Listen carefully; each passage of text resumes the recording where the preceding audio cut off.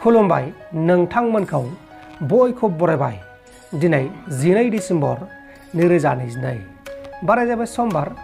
फैदो दिननि खौरांफोरखौ बेखेवनोसै। बाक्सा डिस्ट्रिक्टआव मोनसे गिथाव बाथाव जाथाया सोराङाव फैदों।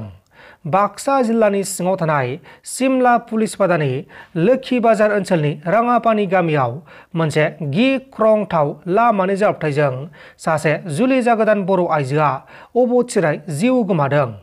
गंनै गारिनि गेजेराव हरखाबै जाब्रबथाय जानानै बे जाथाया जादोंमोन। थैनाय आइजोनि मुङा जाबाय कनिका बर' आरो बे जाथायखौ खालामग्रा गंसे गारिखौ सावदों होननानै मिथिनो मोननाय जादों। बिटिआर ओनसोलाव फाहामसालि आरो डक्टरनि गोनांथि गैला, मानोना बिटिआर ओनसोलनि गुबुन गुबुन जिल्लाफोर चिरां आरो क'क्राझार जिल्लायाव खनले खनले ओंखारदों अन्थाइनि दै। बेबायदिनो आरो फिन क'क्राझाराव अन्थाइनि दैखौ लोंनानै उदैनि अन्थाइ हामनाय, सानाय सुनाय हामनाय, खुरु हामनाय, मेगननि पावार जानाय अन्थाइ मोन्दों।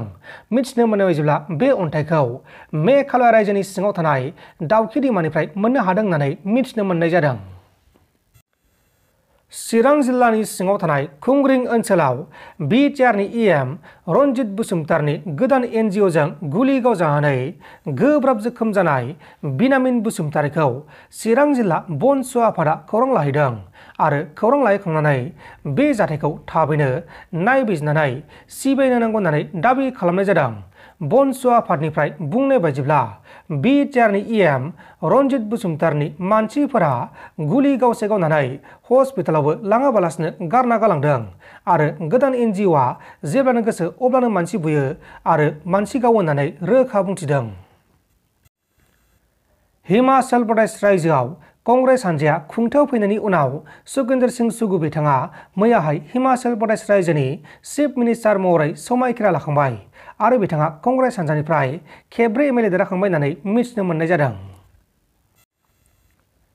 गुवाहाटी नोगोरमानि पाटासिल आमबारियाव गिथाव बाथाव अर खामनाय जाथायाव खहा जाजानाय नखरफोरनो नखरसेयाव गुवाहाटी मिउनिसिपाल कर्परेसन बिफाना 25,000 रां आरो 2 दाननि बेथन होनाय जागोन होननानै फोसावदों। गासै 50 नखरनो बे बेथनखौ एबा अनसुंथाइखौ होनाय जागोन। छत्तीसगढ़ रायजोनि दुर्ग जिल्लानि सिङाव थानाय कुम्हारी टाउनाव गंसे बाइकजों थांबाय थानाय बिसि आरो फिसाया गंसे लुबाय थानाय फ्लाइअभारनिफ्राय हरखाबै गोलैलांनानै जिउ गोमानांगौ जादों आरो बे जाथायावनो बिसोरनि सासे 12 बोसोर बैसोनि फिसाजो गथ'आबो गोब्राब जोखोम जादों। थैनाय बिसि आरो फिसायनि मुङा जाबाय आजुराम आरो निर्मला।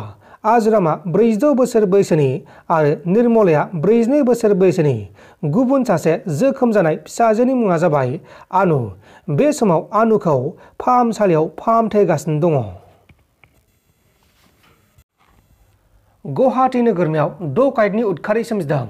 गुवाहाटी नोगोरमानि सिङाव थानाय राजघर ओनसोलाव सासे आइजो फोरोंगिरिनि मालाखौ सानै दुथां डकाइतफोरा हरखाबै बाइकजों थांनानै गोदोनानिफ्राय सिख'नानै लाना खारदों।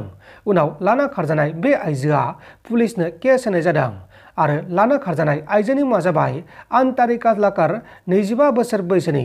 नाथाय दासिमाव बे जाथायजों लोब्बा थानाय दायनिगिरिफोरा एरेस्ट खालामजाथ'वाखै।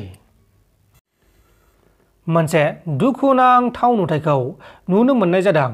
कर्नाटक रायजोनि चामराजनगराव सासे गोरिब फिसाया लामायाव बथलफोरखौ खननानै फानना जाग्रा फिसाया गावनि थैनाय बिसिनि गोथै सहखौ गोथैसालियाव नेमखान्थि खालामनानै लांनायनि थाखाय अदेबानि रां गैयैनि जाहोनाव गाव हारसिंनो बस्थायाव सोनानै लांनायखौ नुनो मोननाय जादों आरो बे जाथाया आथिखालाव गोबां गोसारगासिनो दङ।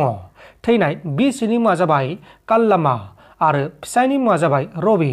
रबिया बुंनाय बायदिब्ला गावनि बिसि काल्लामाया सानफ्रामबो जौ लोङोमोन, बेनिखायनो जौ लोंनानै थैदों होननानै फोरमायदों।